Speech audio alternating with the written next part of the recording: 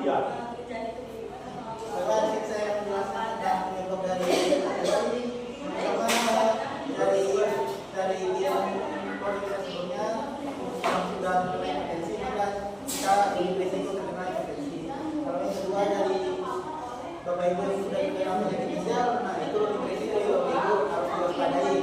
Lalu yang ketiga dari faktor makanan, nah itu harus kita hindari ya Bapak Ibu karena kita makanan rumah dan tinggi garam harus kita kurangi Bapak Ibu. Dan untuk hidup sendiri harus minimal 8 jam. Jika kurang maka bisa terkena hipertensi. Selanjutnya saya akan menjelaskan tentang gejala hipertensi pada lansia. Yang pertama yang sesak napas, itu ada saat beraktivitas, ibu bapak merasa ngos-ngosan, lelah dan nyeri dada, kemudian detak jantung tidak beraturan, kemudian pada saat hipertensi naik, sakit kepala terutama pada bagian belakang, dan kemudian itu ada penglihatannya kabur. Adapun cara pengendalian sekitar pencegahan hipertensi pertama itu paru besar, yaitu batasi konsumsi garam di bawah 5 per hari.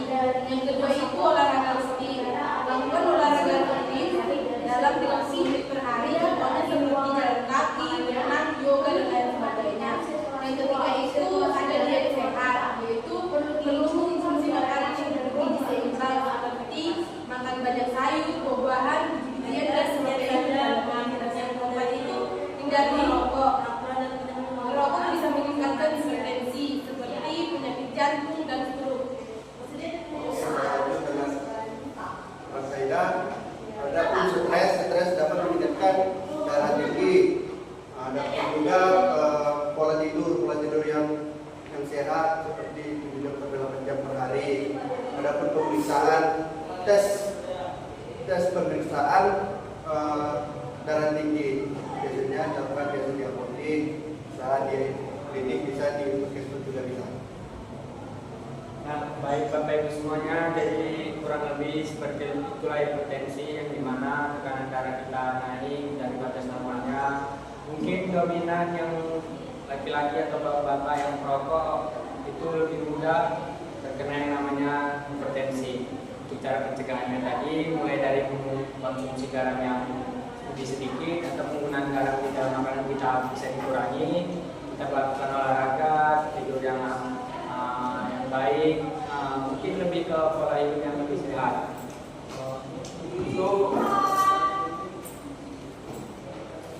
Untuk yang bapak-bapak yang terkena hipertensi mungkin lebih sering itu karena penyebabnya karena merokok.